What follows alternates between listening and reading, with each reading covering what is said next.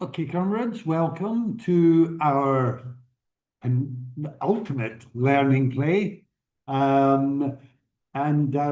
are delighted that Bill is able to join us to explore some of the more cultural ways that he's been using to get his message across, showing that he's not a complete doom-monger. And this first off is a little film that he made. We could have a chat about it once you see it, but it's in the area of comedy with a comedian. So here is this short film, which is on YouTube. Press play. How do I do that? Window. Hold on a second.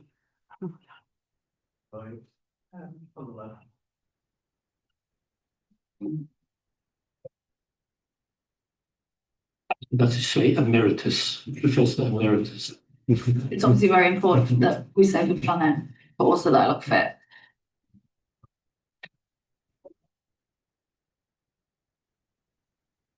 Hi, I'm Bill McGuire, and I'm Professor Emeritus of Geophysical and Climate Hazards at University College London. Hi, I'm Kiri Pritchard McLean, comedian, and I did go to university, but only because I'd run out of people to get off with in my village. Most of us by now are aware we're facing a climate crisis, but perhaps not the full scale and urgency of it.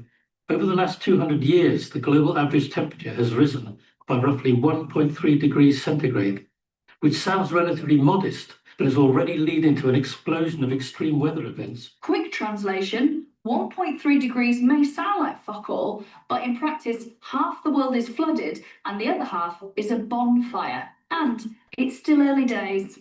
Officially, the plan is to stay under 1.5 degrees. This means we must cut greenhouse gas emissions in half by 2030, but currently they're rising, not falling. So we're heading for 2 degrees at least, and possibly 4, if not more. So we're meant to go here, what I call down, but we're going here, what I call up. We are understating some major potential risks and tipping points. Even the crazy predictions probably aren't crazy enough. You thought it was bad, but it's a lot worse than that. Parts of the world, for example, will experience combinations of high temperature and humidity so severe that sweating becomes impossible, the body overheats, and you die within 6 hours or so. Such conditions have already been recorded way ahead of projections, and they could force hundreds of millions of people to migrate to survive. It's going to get so hot that many human beings will basically cook alive. And if you don't want to cook alive, you'll want to migrate, which won't cause any problems because the world is very welcoming of migrants, especially hundreds of millions of them. There are up to 1.4 trillion tons of methane, the supercharged greenhouse gas, locked up beneath seabed permafrost in Siberia. It's now thawing rapidly, and the methane is leaking out in ever greater quantities. If this process reaches a tipping point, huge volumes of the gas could explode into the atmosphere, radically speeding up global heating. Evil gas is literally exploding out of the ground in Siberia. I'm no David Attenborough, but that shit's not right, is it? A major potential tipping point is the Gulf Stream, which keeps the UK and Northern Europe much warmer than they would otherwise be. The current is now almost completely unstable and could shut down with little warning. This would cause dramatic cooling across the UK and Europe. Feels to me like the Gulf Stream is quite an important bit of plumbing of our planet and oceans. Should we really be fucking with it? Personally, I would say not. We can still stop a bad situation getting worse by slashing greenhouse gas emissions now. This can't be achieved just by individual action, like recycling. We need governments to step in to stop subsidising fossil fuels, to ban all new exploration and production, and plan to actually phase them out.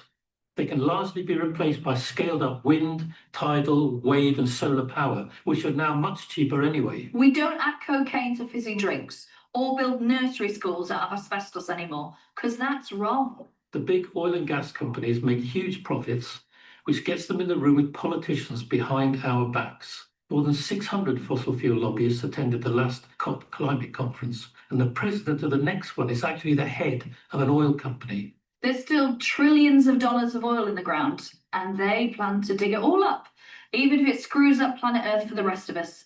Zero corporate fucks given. We need to force our governments to push back against the fossil fuel lobby. It's up to you how you do it. Take your kids to see your MP, join a local movement, join a protest. Governments will only do the right thing when they see millions of voters on the streets. I would prefer to do fuck all, and I'm very good at it. But doing fuck all is scientifically proven not to work. So why not decide to do something and kick up some sort of almighty fuss before it's too late?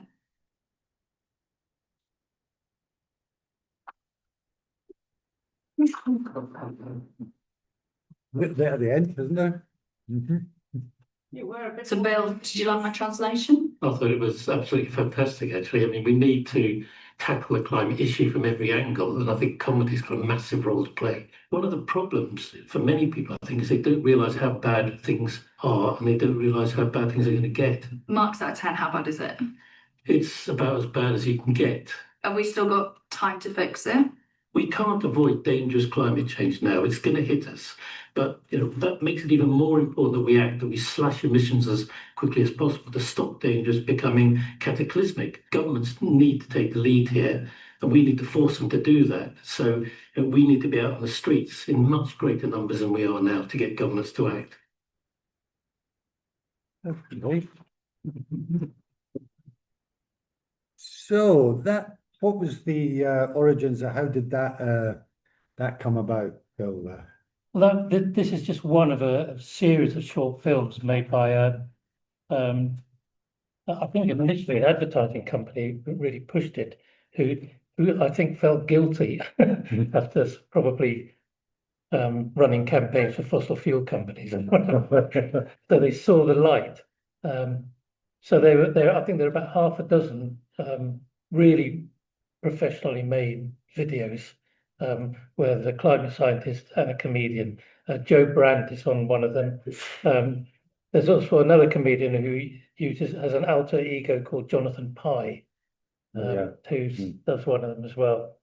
And I mean, the whole idea is that we need to be talking about climate breakdown across all media, using all avenues, and comedy is a fantastic way to do that. I should point out that I was asked to be very straight and boring on that. I'm normally much more animated when I'm doing TV, but that was Kiri's job. So I was being stayed. Yeah, fair enough. And it's like it's on YouTube or I mean, was it on television? Did it get broadcast? No, it's not. There's a website, a climate translated website. But it's had huge numbers of views on YouTube. So it would be nice to think it had made some impact anyway across the whole series. Yeah.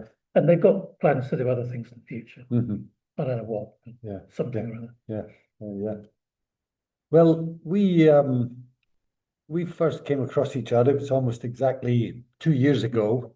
I'd been sort of admiring Bill's work from afar, and then I saw my in to getting in touch with him when he had done some sort of Q&A. It seemed like, I think, where he asked him what his favorite film was, and he said Local Hero, and so I got in touch and said that was the first film I was ever in, Local Hero, and Russians are coming. yes, that's right. I was in a Buto dance retreat. Buto is a form of expressionist movement that developed out of the catastrophe of the Hiroshima in a Japanese form originally. But this was going on in North Yorkshire. And we were doing lots of expressive movement outside, and it was tying in. I could see that with ideas about sort of climate catastrophe, but a means in which I could maybe find to be able to express myself as a performer in it, with the idea of appearing at Communist University, as I did 2 years ago. And you could hardly get reception on the phone or that in this place in North Yorkshire, but it sort of popped back up again, and it was a message from Bill. It was him replying, and it all just seemed to be then fitting into place. I couldn't believe it. And so we've been in communication since then, really. This is the first day we've ever actually met. But it is again tying in with learn and play. This is a seed that we are being able to get planted. And Bill's just been telling me about the amount he plants. He's completely self-sustained as far as fruit and vegetables go on his acre of land in Derbyshire, and particularly courgettes. Yeah. But yes, that seed has been planted, and I'm very grateful again to Communist University for that to be possible.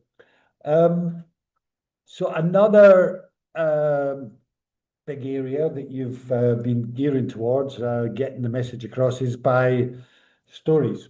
And how did that sort of come about? Because you work, as you said, as a scientist, but I don't know if that was then whether you wrote stories in the past or how that sort of developed.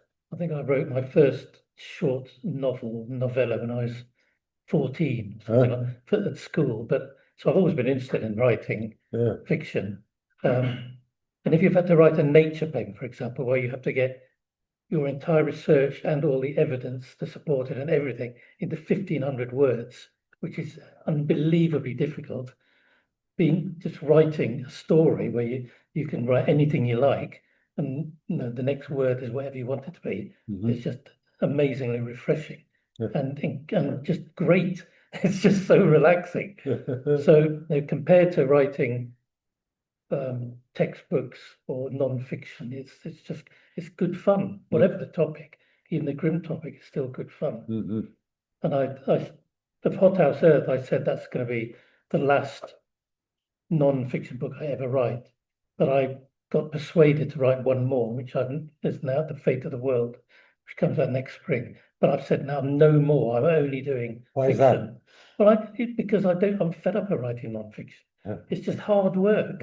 Fiction isn't hard work. I don't find it hard. You can write what you want, and it's just so invigorating to be able to do that. It's great fun. Yeah. And you've taken a stage, it's not just short stories, you've written a novel as well. Yeah, the novel is called Sky Seed. It came out in 2020 at the height of the pandemic, but wasn't ideal in terms of promotion. And it's about geoengineering that goes badly wrong. It was shortlisted for a BBC Radio 4 drama series, and it got right to the very last hurdle when they decided 2 years ago, obviously, that the time wasn't right for a drama about climate breakdown. Hard to believe. And it's still being pitched as a TV series, so we might see it out there at some point. But it does very much point fingers in that way, isn't it? It's showing what potentially could happen under the auspices of in a way, of the very people that you were asking us to put pressure on. That it's the US president and the British Prime Minister. And the British Prime Minister. But it's essentially about the application of geoengineering to keep free market capitalism in its fast lane. Business as usual. We can do this, that'll work. And that's the whole point behind geoengineering in general, is that we can carry on as we are now and mask the problems. And that novel and my short stories are all climate. Well, no, I've written some that aren't climate related, but most of the published ones are climate related, and they're all, I hate to say, really grim. Yeah. Well, I'm going to. Yes. What you want to say, subject? No. Or you were batting away a fly there. I wanted to ask two questions. All right, well, yeah, Brand? we could manage that. Oh, sorry. Yeah, Bill, I enjoyed the film. I was going to ask you two questions, Bill. First of all, because you're a climate scientist, how many other climate scientists are reaching the same conclusions as you? I would have thought lots, but that's a question, and I don't know the answer. Second question, or maybe half observation. I have been told by good authority that the BBC, you talk about not broadcasting it, I've been told that if you submit a play to the BBC, both radio, TV, or whatever, on the climate, they don't want anything dystopian, right? They don't want anything with doom in it. That's been done. That's old hat. That's what I've been told. And so I think the cancer, well, I wouldn't look optimistically, at least at the moment, at the BBC. Right, because they've taken a policy decision that can be reversed, of course, and I hope it is. Right, what an irresponsible view. You know, we're facing catastrophe, and there you are. The British Broadcasting Company doesn't want to talk about we're facing catastrophe. I mean, God help us. Yeah. Yeah, well, that, I mean, I didn't put this in personally. This was put through a production company and with a very good BBC radio drama scriptwriter who also did Casualty, Holby City, and everything. But they didn't say we don't want to do this. It got through a lot of hurdles to get to the last half dozen, and it was just at the last hurdle somebody obviously said, "No, we don't want this." In terms of your first question, I mean, these, the temperatures that we're talking about here they're established. There's no controversy over those at all. But it just, when you asked me that, it reminded me of something, and that is that many of my colleagues will tell you something in private, and they won't tell you the same thing. They won't say the same thing in public. Met Office people, all sorts, because they're scared for one reason or another. I mean, if they might not get the next research grant or whatever, all sorts of things. Which, and as long as that happens, that we won't be able to really get the message hitting home. I mean, one of the taglines I use sometimes is there are no grant awarding bodies on a dead planet. Forget your funding for research or whatever. Yeah. Not that that should be affected by telling the truth, but it still seems to be. Yeah. Okay. Well, this story, I mean,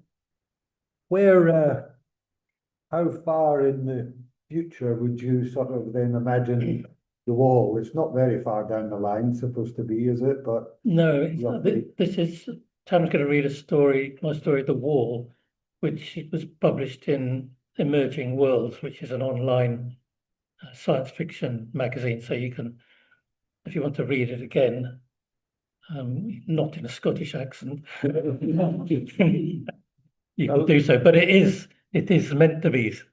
It's Scottish, so yeah. But yeah, it's I mean, this could easily be 30 years in the future. Yeah. Not very far. But I think you both find it interesting of how things have developed politically by this stage. So The Wall by Bill McGuire. Squad Commander Fraser shifted his machine pistol onto the other shoulder and squinted into the low-hanging sun. The hummocky terrain beyond the wall was baked hard, any remaining grass withered white, bouncing the harsh rays into his eyes.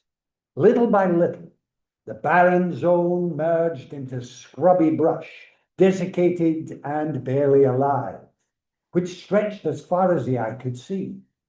They'd been told to expect quite a crowd later in the morning, spotted heading their way by the security drones the previous evening. So far, he'd not seen a soul. It was just after 6, but the temperature on his wrist thermometer was already edging towards the 40 mark. Humidity was high too. It was going to be one hell of a midsummer's day. For a moment he felt pity for those beyond his sight struggling northwards across the desolate landscape, desperate to find respite and sanctuary his side of the wall. It didn't last. There just wasn't the room, wasn't the food. It was 5 years now since the order from Holyrood had gone out. No more. Alba was full. The border posts had come down then, and all routes north closed off. Then the wall had gone up. 10 meters high, there were no breaks, no entrances. The only way in was up and over or around, and that's why Fraser was there. He and 400 or so others of the deterrent force. It wasn't hard, really. All they had to do was shout a couple of warnings at any band of refugees getting too close, then pot a few if they were ignored. After one or two went down, the rest invariably legged it. Where they went, he thought, Christ only knew. Back into the dying land that was once England, he assumed. There to starve slowly.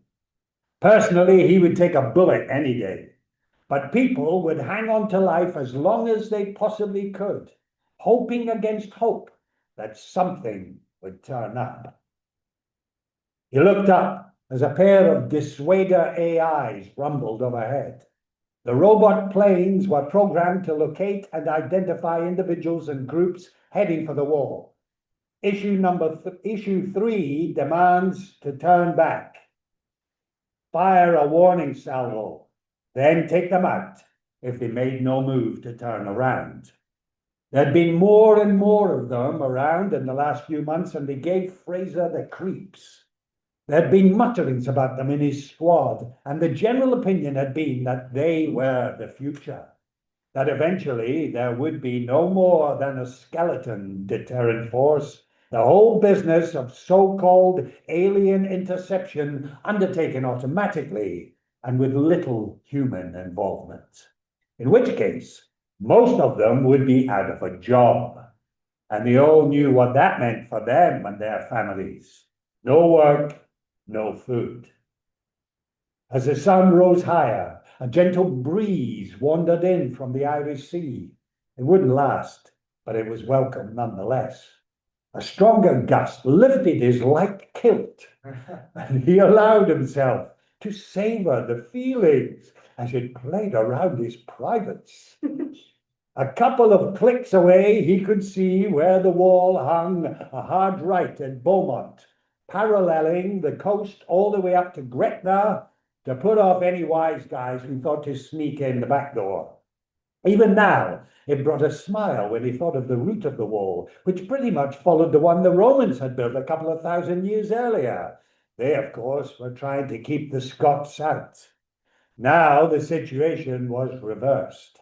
Still, the English had only themselves to blame. As climate breakdown had bitten ever harder, successive governments had fiddled while the country burned, quite literally. The nation of Scotland, now Alba, was fortunate to be water-rich, and even as summer temperatures soared, the rapid construction of a network of mains and canals had ensured that everyone benefited from the heavy winter rains. Farmers could irrigate their fields, even in the worst droughts. Those industries that came through the correction relatively unscathed had water enough to operate 1 week in 2. And those in cities, now bursting at the seams, had enough to drink most of the time. Fraser turned and looked north at the rolling green hills, covered by a patchwork of fields, then back at the wasteland in front. No wonder the Sassenachs were so desperate to get in. A whistle off to the left caught his attention, and he squinted to make out, through the early morning heat haze, a couple of his men approaching along the narrow walkway that topped the wall. There were 10 altogether, including himself, charged with protecting a little more than a 3-kilometer stretch. The rest, he knew, were breakfasting in the shade of the covered stairwell, which formed a semicircular bulge on the northern side and provided access to the wall from below. The thought reminded Fraser that he had eaten nothing since the previous evening, and his stomach produced a timely rumble. The food was shite. There was no doubt about that. But, unlike for the city folk, it was unrationed, so they always had enough. He peered into the sun again as he waited for the pair to report, still thinking of food. He had no idea what the English refugees ate to keep themselves alive. They were skin and bone by the time they reached the wall, the kids' bellies swollen with advanced malnutrition. He was surprised that they made it this far at all. How did they keep going? It could only be, he surmised, on a diet of prayer and desperation, a diet inevitably ended by a bullet or slow starvation in the heat and the dust. Again, he felt a twinge of compassion, compromised by anger at an English government now decanted wholesale to Iceland that had failed to look after its own people, that had chosen not to act until the horse had well and truly bolted. As temperatures climbed, London and the southeast had struggled to draw up enough water from depleted aquifers. By the time plans were in place for a national water grid to bring in the precious resource from the north and west, the world was in the grip of the correction, and the money to build it wasn't there. As water rationing was enforced across the UK, militancy blossomed in water-rich regions, and the mantra, "We hold what we have," rang out. Scotland had plenty. So it was hardly a surprise when the country voted overwhelmingly for independence, galvanised by the SNP's call for Scottish water for the Scots. The poll took place against the wishes of the Westminster government, and afterwards there was a bit of sabre rattling from the English. A short but vicious conflict ensued, but it was clear that Sassenach's heart wasn't really in it. Scotland took the opportunity to edge its border southwards to the site of the Roman wall, at the same time reclaiming its Gaelic name, Alba. The Welsh could see the way things were going and wanted out too. The feeling was that they had been dumped on by the English for long enough, and they had no qualms about kicking their neighbour when it was down. Supplies to England from the Principality's mountain reservoirs were shut down, and the water saved for the use of the Cymry alone. So then the English were on their own, just like they'd always wanted. But the weather grew hotter. Where's Steve when you need him? Hey. I'll tell you about that later. But the weather grew hotter. The aquifers, is that right? Aquifers? Yeah. The aquifers were sucked dry and agriculture and industry began to crumble. So that once the great drought began, the country was already on its knees. That's when the movement north began in earnest. At first, the migrants were welcome, at least if they had money or skills, preferably both. But then the numbers just got silly, with thousands queuing every day at the 8 border crossings. Fraser still felt anger and frustration as he recalled how the unrest amongst those denied entry had quickly turned into pitched battles with the immigration force, as they were then, amongst the shanties that had sprang up along the border fence.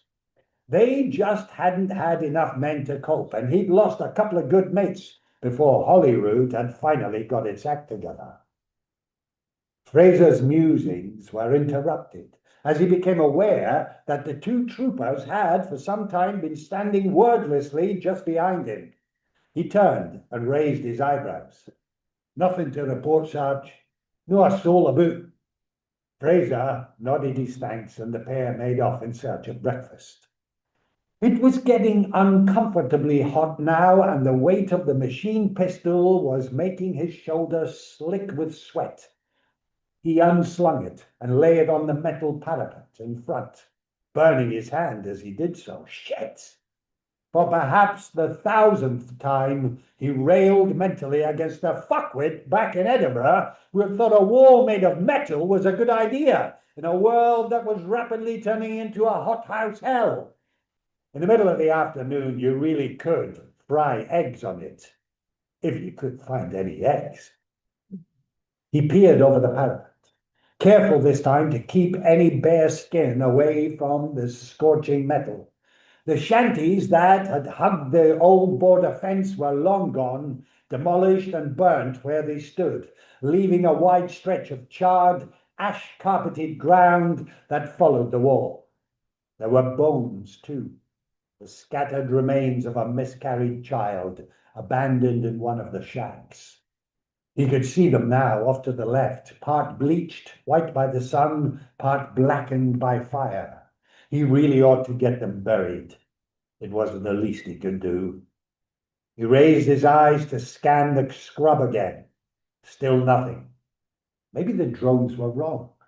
They had been before. Fact was, they had seen hardly anyone for more than a month now. He was beginning to wonder whether the wall was needed anymore. Perhaps it had done its job. He'd heard on the grapevine that the great and the good were asking the same question. Hence the increase in the dissuader AIs. There were other deterrents they could use too. Ones that didn't tie up 400 hungry souls for months at a time of mind-numbing boredom, relieved only very rarely by a short burst of mild excitement. Maybe they'd take a leaf out of despot-ruled Lakeland's book. It really was amazing how effective an unmanned frontier, marked by the flayed and crucified corpses of children, could be at keeping the unwanted out. Then again, maybe not. Despite the heat, he shivered at the imagery. It made him feel sick inside to think that at the stroke of a pen in Holyrood, he could be dumped in the shit without warning. No job, no food, a future begging on the streets if he couldn't find some other way of supporting the missies and the girls. And he knew what happened to beggars. Their life expectancy was shorter even than the poor bastards that tried to scale the wall. He blew out his cheeks. Well, there was nothing he could do. He contemplated the horizon again. Still deserted. He'd give it another 5 minutes, then breakfast. He used both hands to wipe his eyes free of sweat. The breeze had died, replaced by stagnant air. It would stay like this now, the enervating humidity building until the monstrous convective storms of the late afternoon provided some relief in the form of gusting winds and torrential rain. None of it soaked in, of course.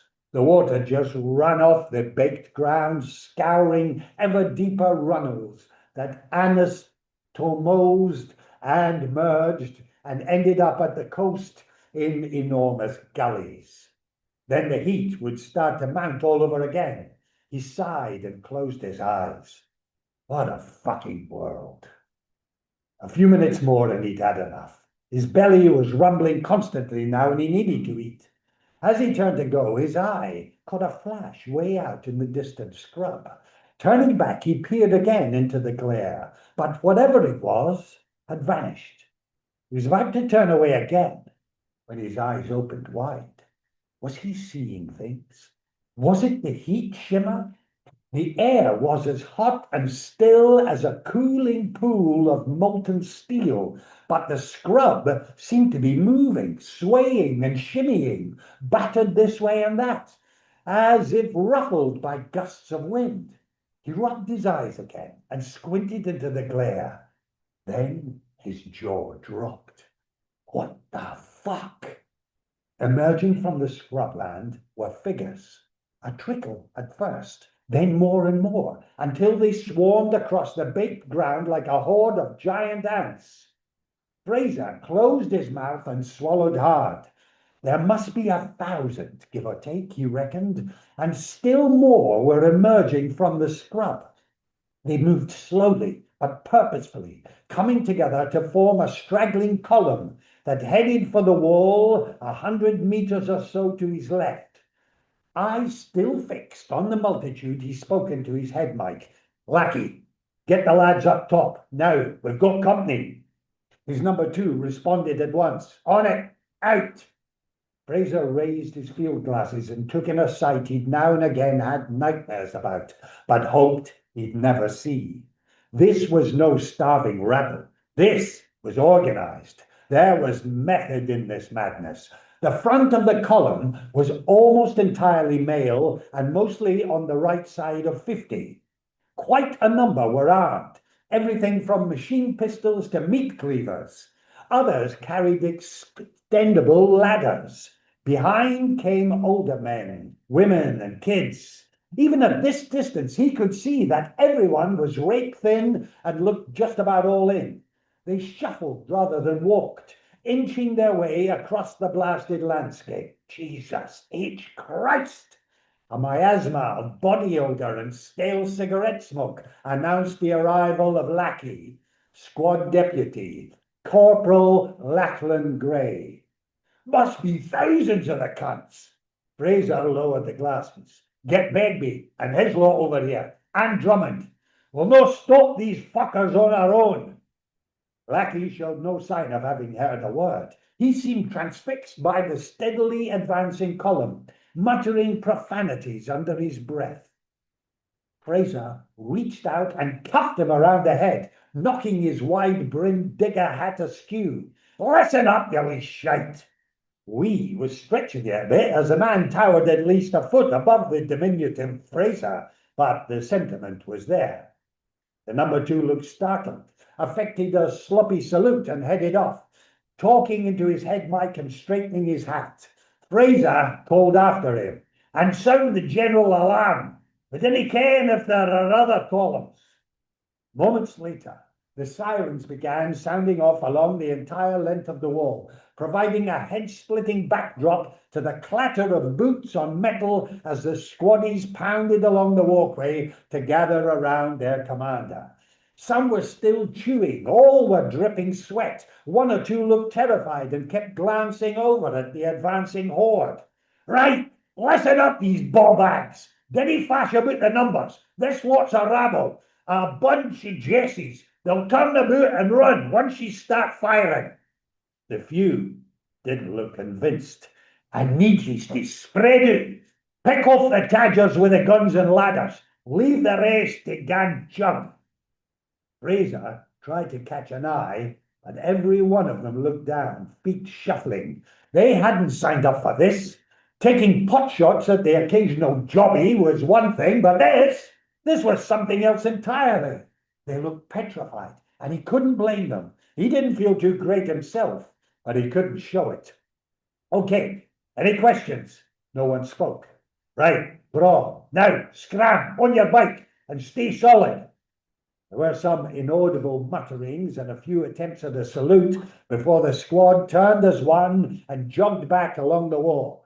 Following standard procedure, the tall ender peeled off every 50 meters or so and took up a position at the parapet, machine pistol unshouldered and tracking the advancing column. Within minutes, the squad had spread out along half a click. Once Fraser could see they were in position, he tapped his head mic. Nae firing till I say. Savvy? He took the silence as an affirmative. Fraser remained in his position to the west of the approaching column so as to get a picture of the action as a whole. The order not to fire without his say-so had carried no weight in the face of mounting fear as the column drew closer. It was still some way off when one of the men let loose a short burst. The bullets hit no one, and he could see the impacts, kicking up dust to the right of the column. But it provided the spark for the rest of the lads to open up. It also provoked an immediate response from the attacking force, one he strongly suspected had been planned in advance. As the gunfire honed in, the column disintegrated, splintering into small groups, each comprising a few armed men and a pair carrying ladders. Now, instead of a single column, the defenders were facing perhaps a couple of hundred small bands of individuals who weaved and dodged as they scuttled towards the wall. It confirmed what Fraser had already known deep down, that they just didn't have the men to keep this lot out. Not by a long way. And there was no sign of reinforcement from either of the neighboring squads. As the firing continued, plenty went down, and the white-baked ground was soon splashed red with the blood of hundreds of dead and dying. But the attackers had the numbers, and they were desperate. They screamed like berserkers, hunger and fatigue forgotten, as they sensed the proximity of the promised land. They had no fear and nothing to lose, and that made them unstoppable. Within minutes at least, a dozen ladders were in place, the attackers swarming up them and onto the wall. Inevitably, these drew the fire of the defenders so that those still climbing found themselves unopposed. None of the attackers fell on the wall, but one by one Fraser watched as his men were brought down, either by a bullet or under the hacking blows of a flurry of machetes and the stamping of feet. In no time, the wall was taken. Lackey was the last to go down. Fraser watched him, head and shoulders above the surrounding mob, arms flailing, keeping it at bay with the billhook he was never parted from. Then the back of his head seemed to burst apart as it took a bullet at close range, and he went down like a felled oak. After that, his recollection faded. His memory of events chopped up into a series of disconnected scenes. The mass of attackers trudging along the wall in his direction. A close-up of hollowed eyes and ravaged faces. Blood-caked weapons held in raised arms. He could easily have taken out dozens of them, but he remembered thinking what would be the point. It would only postpone the end. He had glanced behind to see if there was any sign of Begbie, but the bastard and his men were nowhere to be seen. He was still debating whether or not to fight when a rock hurled from the advancing mob took him foursquare on the temple and brought instant oblivion. Consciousness returned abruptly, summoned by a brilliant flash of light and a thundering crash that rumbled slowly into nothing. He was naked, and it was raining. A deluge of huge warm droplets that made it impossible to open his eyes. He turned his head to the side and squinted into darkness. Nothing. His head hurt like fuck, and he tried to lift a hand to check for damage. That's when he panicked. He couldn't move his arms. It took a few seconds for him to work out his predicament. He lay on his back, arms and legs akimbo, and bound with thin rope to wooden stakes beaten deep into the ground. Despite the pain, he strained at his bonds, but they were good and tight. He lifted his head once more, just as another flash of lightning tore across the sky. For a moment, the rain-glossed surface of the wall towered above him. Then blackness returned. Despite the rain and the clamor of the storm, he must have slept then, or lost consciousness again, because when he opened his eyes a second time, a yellow light was filtering across a grey landscape from which the heat of the coming day drew out plumes of steam like 1,000 campfires. When he raised his head, he could see no one, but slowly he became aware of the sound of footsteps approaching from behind, crunching across the desiccated landscape with purpose. He resisted the urge to struggle and waited, resigned, for what might happen next. He doubted it would be good. The sound stopped as a foot enclosed in a military boot was planted either side of his head. For a moment he felt elated, rescued against all the odds. Then a face loomed over his, red-bearded and florid-skinned, a face he knew. Begbie! What the fuck? He struggled against his bonds then, as if he thought that Begbie had maybe not noticed them. Christ alive, am I glad to see you.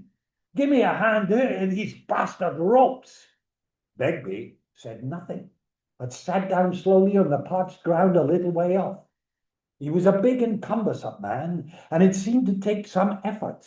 He made no move to untie the bonds, but peered earnestly, and it seemed to Fraser, a little sadly into his face. I'm afraid I didn't want for the force name here. Fraser looked confused. Is he taking the piss, Begbie? Just get me out of this. In response, Begbie just shook his head slowly. Can he do that, my friend? Fraser looked incredulous, and his mouth worked as he built himself up to let rip, but in the end, nothing came out, and his outrage subsided like a deflating balloon. He waited to hear what Begbie had to say. The big man looked east and squinted into the brilliant orange dawn. You see, they wouldn't let me. I helped them right enough, but that doesn't mean they owe me. I had my own reasons. Fraser lay still now, thinking things over. You jumped ship, you big cunt. It was part statement, part question. Begbie shrugged, but continued to look away. I'd no choice. It was the only way I could get my girl back. Fraser closed his eyes. Now he understood. Begbie's woman had been taken in one of the rare and pointless English raids on Alba's coastal communities. Somehow she had got away and managed to get a message to Begbie. It had been brought north by one of the buccaneering adventurers who traded with a growing number of English salt manufactories on the south and east coasts. Begbie had done everything he could to persuade the government to get her back, but Holyrood was having none of it. It would set a precedent, they said, a dangerous one. So where's the lassie now? Fraser queried. Begbie turned and looked down at him, a smile playing about his mouth. She's in. He gestured with his head in the direction of the wall, with the rest of them. Fraser wondered why Begbie wasn't with her, but the big man answered the question before he could ask. I'll join her when I'm done here. Fraser didn't like the sound of that. Oh, aye. Done what exactly? He tried to catch Begbie's eye, but the man was peering towards the dawn once again. It's going to be a hot one, right enough. Fraser said nothing. He knew he wouldn't make it through the day. Staked out naked in blistering heat for 12 hours or more, the sun had just touched the horizon, and the first rays washing over him already had sweat beading on his brow. It's an awfully way he dies, said Begbie. He sounded as if he sincerely felt for Fraser. Then get me the fuck out of here, pal. Fraser struggled briefly to reinforce the point, then settled back, breathing heavily in the building heat. Begbie turned and looked down at him again, shaking his head once more, but saying nothing. Then he half turned and reached into a pocket of his ragged trews, pulling out a small pistol. Fraser felt his stomach clench and his eyes opened wide. Oh, come on now, big man. I thought we was mates. Begbie looked hurt. It's a favour. I quite with you. They were all for letting you roast. He nodded in the direction of Alma. Fraser raised his head, screwing up his eyes against the blinding sun reflected back off the wall. He could just make out 3 silhouettes. He said nothing, but lay back on the rock-hard earth, already uncomfortably hot as the sky began to blaze with the burning light of the new day. So this was it.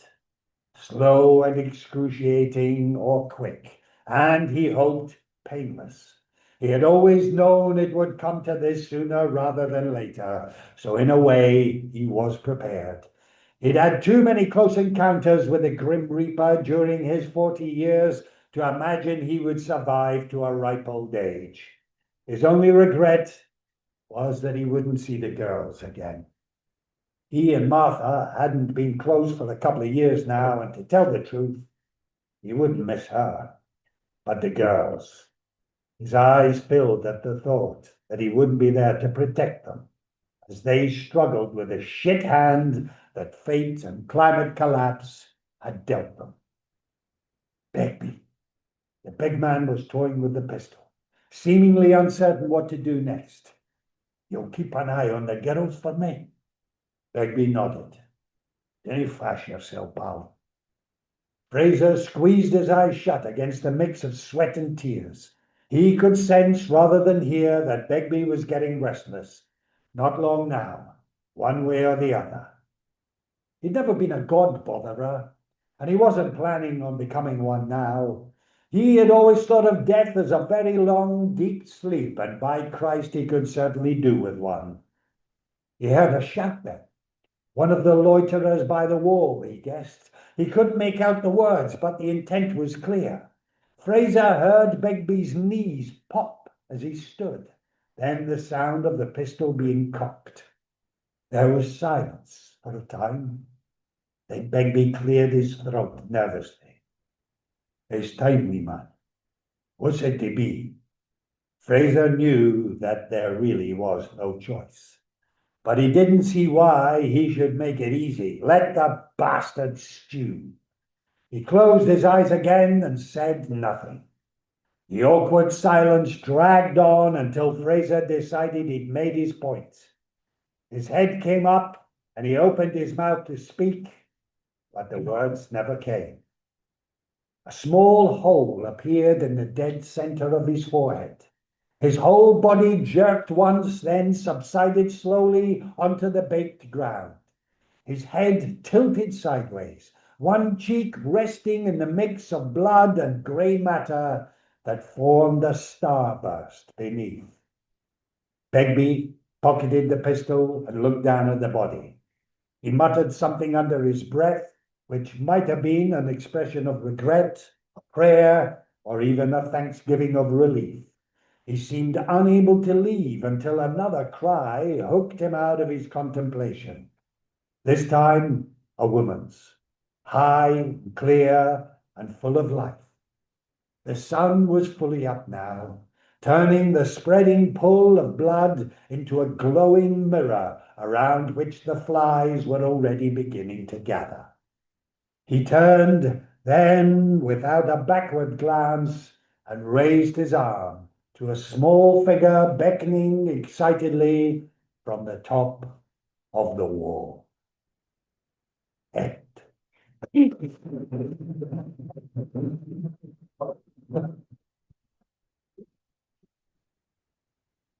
That was great hearing it, actually. Marvellous. Yeah, and it's fantastic. My dad was Scottish, he was from Paisley, so Right, well, I've got nothing more to say for a bit.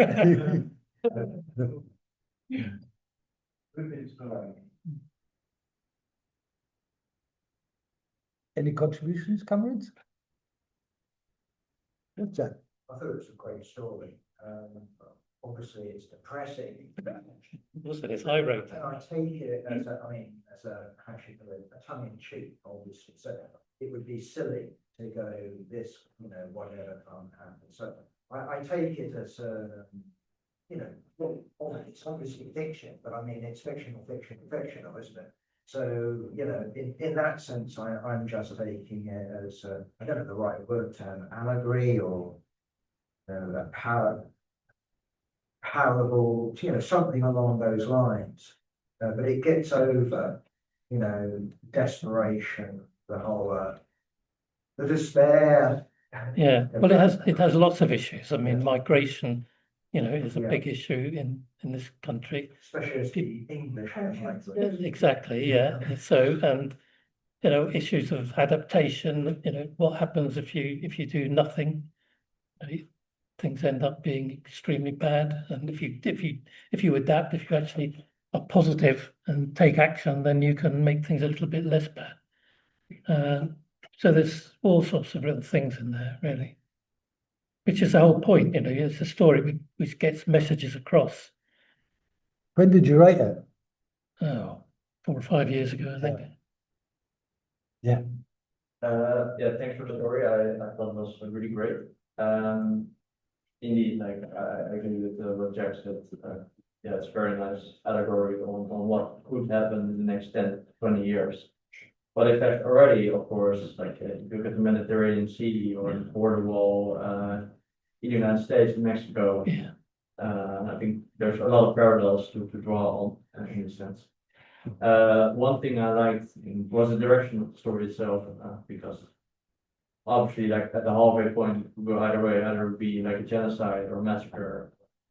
But I really like that it was like in this sense like a little like perseverance of humankind to, even though like they're downtrodden and starving, there's like a power in the masses to overcome this like fascist allegory of this world. So yeah, I thought this was interesting to point out that even though the power imbalance is completely skewed, there's still a possibility to overcome. Yeah, yeah, and it's, increasingly in coming decades, there are going to be not only people coming from Africa and other countries moving northwards, there are going to be people from Southern Europe moving into Northern Europe and Scandinavia. So we're going to be, if we're determined to keep out everybody, we're going to be keeping out the Spaniards and the Italians and the Greeks. So, where does it end? Yeah. Also, then the way that then resonances get thrown up. I mean, when the fact of the English government going to Iceland, so it's like Donald Trump was taking over there, but the fucking English got there first, and it seemed, didn't it? It's And Greenland, then I think Trump's got his eye on it. yeah, but it's that's right, it's Greenland, isn't it? Greenland, not Iceland, of course. But the resonances of October the 7th, you know what I mean? The being like that they just, and of course, all the ones the images and of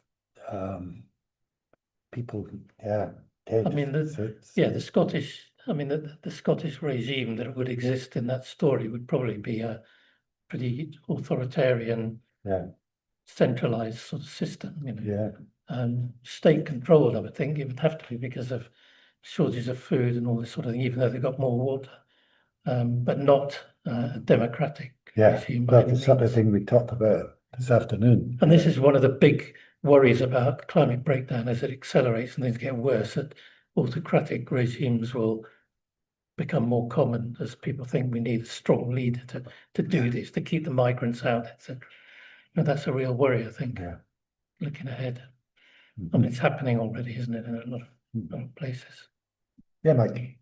Yeah, no, it's just that you said it's happening already. It's Yeah. quite clear this shift to strongman ratio has been going on since 2000 to thereabouts. Yeah.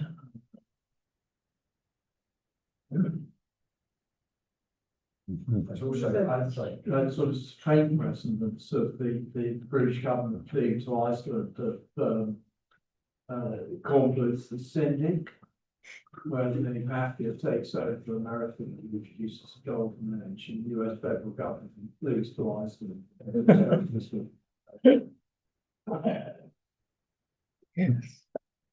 Well, Iceland could be one of the very few places which is livable in 100 years' time. Reverse Scottish claims of being the underdogs, and here they are minding the laws. Yeah. Yeah. Supposedly progressives have become the actual guardians of the wall to Yeah. stop others going. Because that's the case, if you live in Scotland, Scots are very good at showing you how welcoming they are for refugees, and how they're different from the English. And so, reality, it's in many ways it is true, but Yeah. the reality is they haven't faced the numbers. No, only so far, yeah.